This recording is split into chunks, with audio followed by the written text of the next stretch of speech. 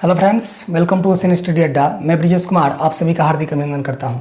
आज के इस सेशन में हम लोग स्वास्थ्य एवं रोग से संबंधित कुछ महत्वपूर्ण टॉपिक को क्लियर करने का प्रयास करेंगे।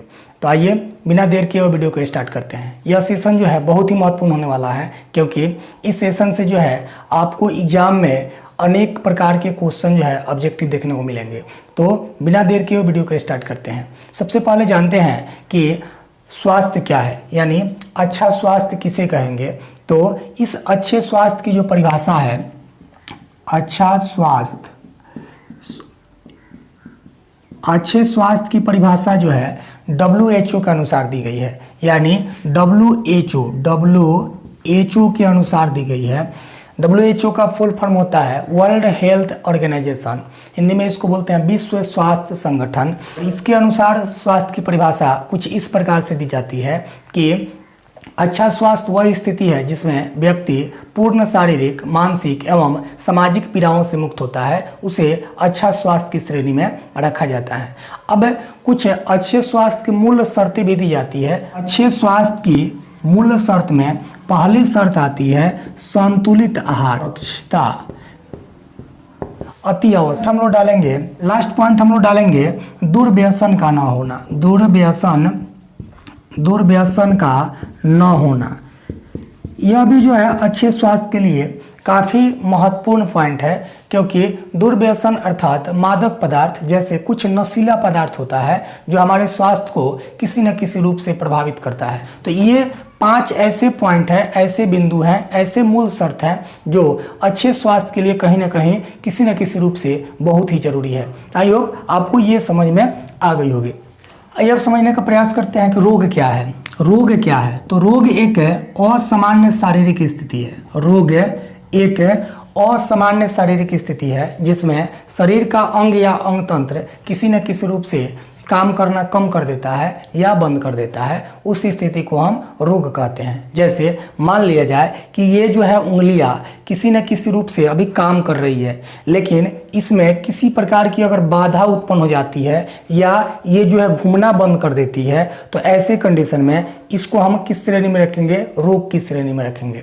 अर्थात कहने का मतलब ये हुआ कि रोग एक असामान्य स्थिति है जो कभी भी किसी भी समय उत्पन्न हो सकता है। इसमें शरीर का अंग या अंग तंत्र समान रूप से कार्य करना बंद कर देता है या समान रूप से कार्य नहीं करता है। इस स्थिति को ही हम रोग कहते हैं। तो आइए अब इसको थोड़ा समझते हैं कि रोग कितने वर्गों में वर्गीकृत किया गया है। रोगों को 2 वर्गों में वर्गीकृत किया गया है। एक कहते हैं संक्रामक रोग और दूसरा कहते हैं असंक्रामक रोग।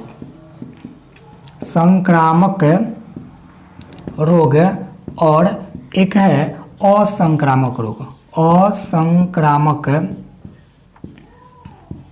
रोग, संक्रामक रोग एक असंक्रामक रोग, यानी संक्रामक रोग को हम लोग बाह्य कारकों द्वारा उत्पन्न होने वाला रोग भी कहते हैं। यानी जितने भी संक्रामक रोग हैं वे बाहरी कारक के द्वारा उत्पन्न होते हैं। दूसरा हम लोग देखते हैं असंक्रामक रोग, ऐसे रोग जो बाहरी कारक द्वारा नहीं होते हैं। इन रोगों को उत्पन्न करने के लिए हमारा शरीर ही किसी न किसी रूप से जिम्मेवार होता है। अर्थात आंतरिक कारक ऐसे कारक होते हैं जो शरीर की संरचना या शरीर की क्रियाओं के दोषों के कारण उत्पन्न होते हैं। कहने का मतलब हुआ कि हमारा शरीर ही रोग को उत्पन्न करने का दोषी है, तो ऐसे रोगों को हम क्या कहेंगे? असंक्रामक रोग कहेंगे। और इसी असंक्रामक रोग को आंतरिक कारक द्वारा उत्पन्न होने वाला रोग भी कहा जाता है। इस आंतरिक कारक यानी कि असंक्रामक रोगों को 2 श्रेणियों में विभक्त किया गया है या 2 भागों में बांटा गया है। एक होता है हार्मोनल गड़बड़ी, हार्मोनल गड़बड़ी यानी हार्मोन के गड़बड़ी से होने वाला रोग, और एक होता है अनुमानसिक रोग। आंतरिक कारक लिखते हैं, आंतरिक